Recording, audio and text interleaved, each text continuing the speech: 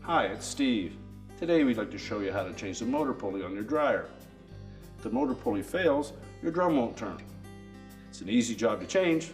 Let me show you how we do it. So our next step will be to remove the lid filter. Simply pull it out and set it aside. That will give us access to two Phillips screws that secure the top to the inlet duct assembly, and we'll need to remove those.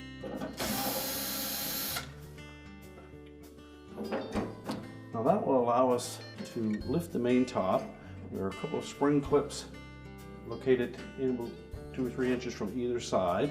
We can either use a putty knife to go into that gap and depress them, or we can simply pull the main top forward while holding the cabinet just far enough that we can lift it away from it. Do that on both sides.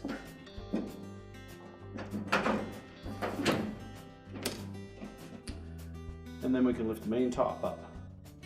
Now we'll need to support that in some method or have somebody hold it in place. Now with it properly supported, our next step will be to disconnect the door switch harness.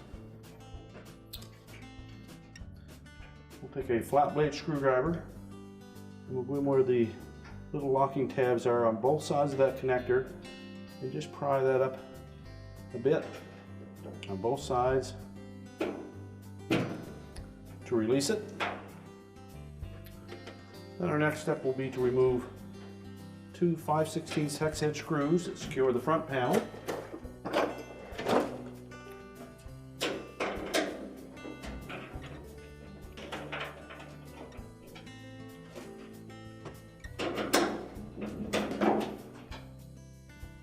Just hold that front panel in place. You may need to lift up just slightly on the drum, tilt the panel forward.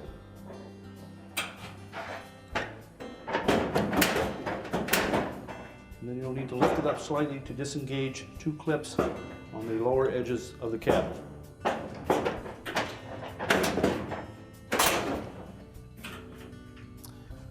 Once you've disengaged it, you can pull that front panel away. So with the front panel removed, our next step will be to release the tension on that belt. So we'll reach in on the right hand side, you'll find the idler assembly.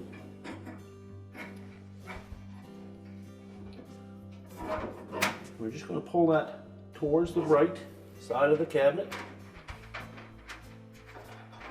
And that will release the tension on the belt. So you can roll it off of the motor pulley and the idler.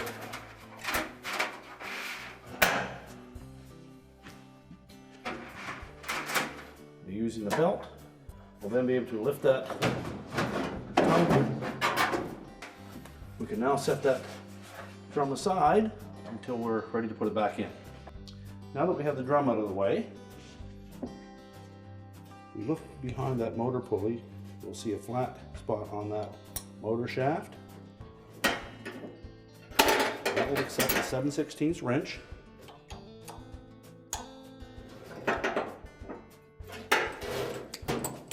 And then with an adjustable wrench, just fit it onto the pulley and then unthread it.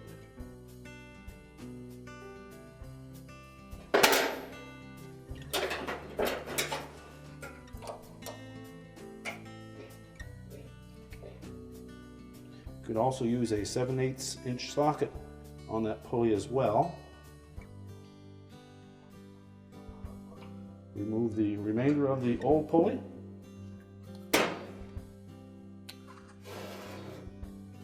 And verify that the threads on that motor shaft are clean, and if any of the alloy from that previous pulley is stuck in there, you'll need to clean that out.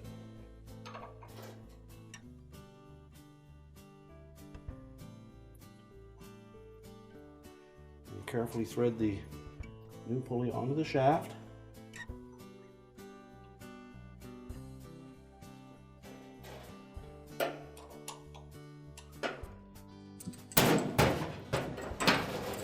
And then use the wrench to tighten it. The new pulley is slightly larger in diameter, you will need a 1-inch socket to tighten it, or your adjustable wrench.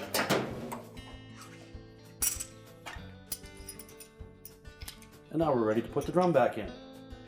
Now when reinstalling the drum, we want to make sure that the groove here sits on top of the 2 drum rollers and that the lip of that rear seal lays against the rear bulkhead.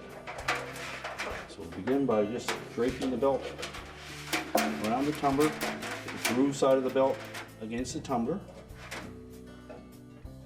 Lift it into the opening.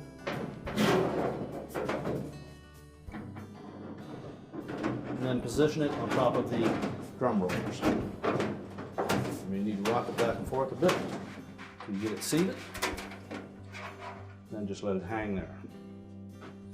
Now our next step will be to route the belt around the idler and the motor pulley. Now when reinstalling the drum and the belt, we need to know how that belt will fit around the idler and the motor pulley. Essentially, the belt will come through that opening on the bottom of the idler. It will wrap around the motor pulley, and then the groove side of the belt will wrap around the drum. So when we put it in, the belt will be just hanging loose. We'll pull it through that opening, pull the idler over to release the tension on the belt so that we can roll it onto the motor pulley. So we'll reach in from below, we'll pull that belt from the right hand side towards the center,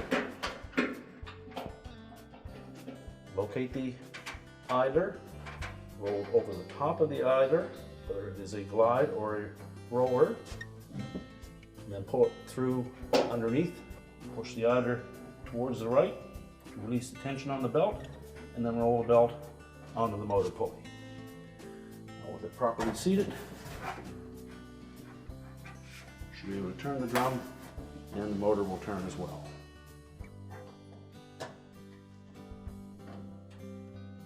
And now we're ready to put the front panel back on. We're ready to put that front panel back on. We want to make sure that we fold that felt up because it will fit into the opening of the drum, and you'll probably need to lift that drum as you position the front panel in place. Now on the bottom of the front panel there are 2 square holes that will fit over top of a hooked clip on both sides of the cabinet. So we'll engage that first, making sure that the bottom edge of the front panel goes below this guard. So just position it like that, lift up on it, fit those clips into the square holes, lift the drum up,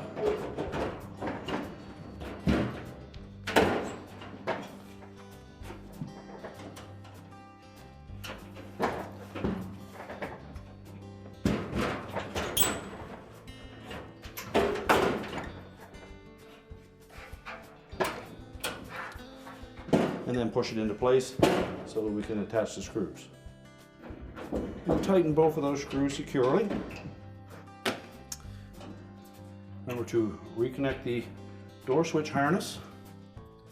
Make sure it's fully inserted so that the locking tabs are engaged.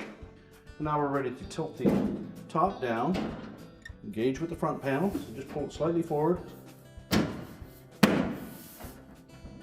Make sure it's hooked on both sides.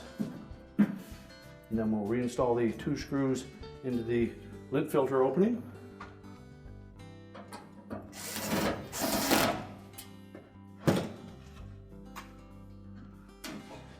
Reinstall the filter. We're now ready to push the dryer back into position, reconnect the vent if you've disconnected it, and reconnect the power. And our repair is complete.